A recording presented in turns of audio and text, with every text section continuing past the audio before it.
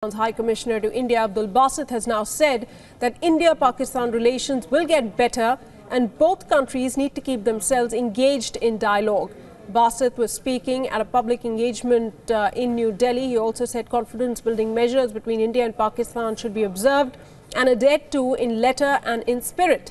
Both countries should not allow artificial boundaries to affect or obstruct people-to-people ties. Basit also referred to Sharm el-Sheikh about delinking talks and terror. On Kulbhushan Jadhav, the Pakistan High Commissioner said that Jadhav is convicted. There is a mercy petition and Pakistan's Army Chief General Qamar Javed Bajwa will take the final call. All right, let's bring in WION senior international correspondent Ramesh Ramachandran. Ramesh, at a time when there is internal turmoil in Pakistan, Abdul Basit there talking on a host of issues, especially the most important being India-Pakistan ties and specifically on Kulbhushan Jadhav.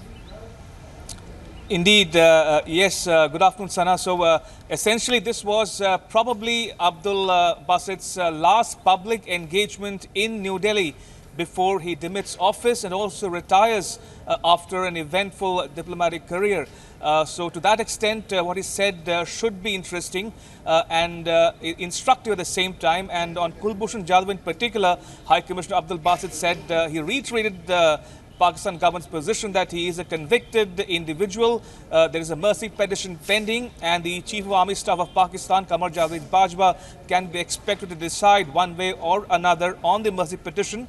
And he also said that when asked specifically about the India-Pakistan ties in the wake of the disqualification of Pakistan Prime Minister Nawaz Sharif, he said that there is a national consensus or a national position on issues related to India, and to that extent the disqualification of one individual, in this case Nawaz Sharif, should not have that much of an impact or influence on the bilateral ties. So clearly he is hopeful of progress on the bilateral front, and he also made it a point to emphasize and reiterate that both countries should explore opportunities for resumption of the talks because he says it is imperative for both countries to remain engaged going forward.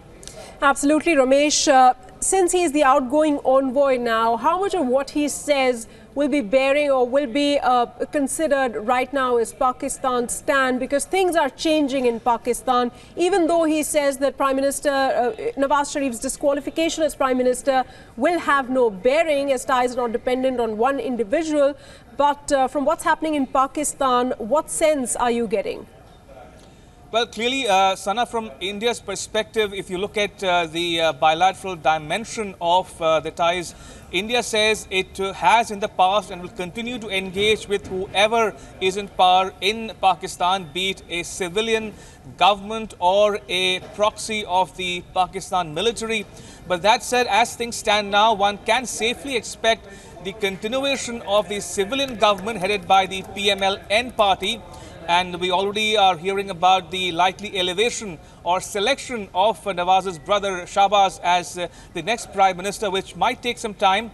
Thereby, they'll have an interim Prime Minister to take care of the governance in the meantime. But clearly, between now and the next election, one can expect the civilian government to remain very much in play and in place. But that said, what happens after the election is anybody's guess. One can see the possible entry of other players in the reckoning, namely Imran Khan's the PTI party, Pakistan Tehreek-e-Insaf, or possibly the return of the PPP or the Pakistan People's Party. So everything is up for grabs, and it remains to be seen what the people of Pakistan decide come election sometime in middle of next year. Also, Ramesh, Abdul Basit, as we understand, he also spoke about Sharm el-Sheikh, about delinking talks and terror. Give us a sense of, what he meant by that and where Pakistan is headed as far as ties with India are concerned, because there has certainly been no improvement, in the ties in the recent months.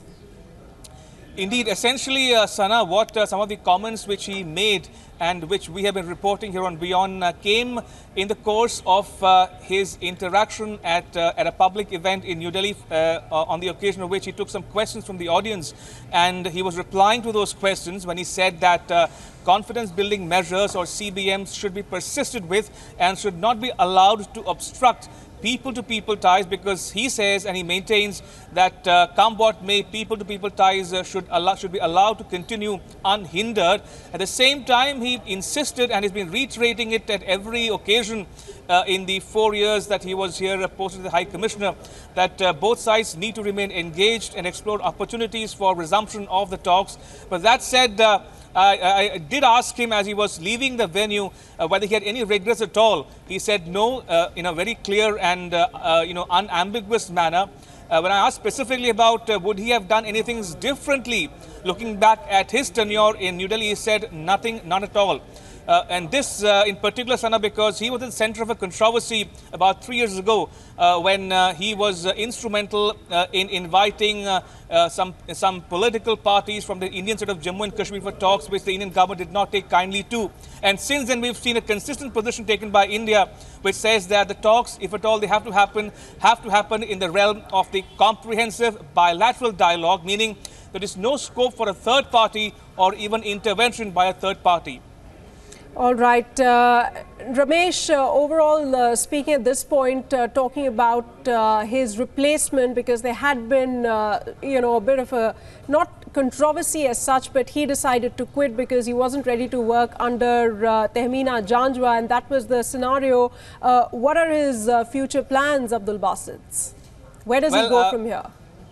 Well, he would, for all practical purpose, Sana, one can expect him to lead a contented, retired life after serving in the Pakistan Foreign Service for more than 30 years. But that said, he did drop a small hint during the course of this public engagement, probably his last before he demits office and also retires from public life.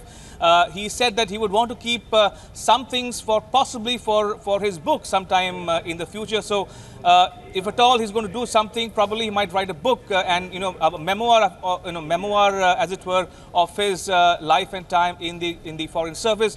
But that said, now that we have a change in government, so to speak, in Pakistan, and elections are due early next year, you can never be sure of him returning to public life in one way or another. So from his perspective, I think he'll keep all his options open. But at the moment, he is retired from public life, and today was probably his last public engagement here in New Delhi.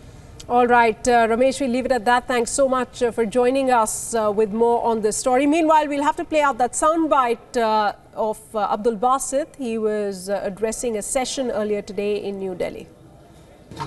Articulate what you said just barely moments ago about the way forward insofar as India-Pakistan relationship. Just for the benefit of our viewers who might want to listen. Never give up. Keep trying, keep trying, keep trying. This is what my message is. Looking back at your tenure, any regrets? No, there is no Anything regret. you would have done differently? There is no regret. No regret at all.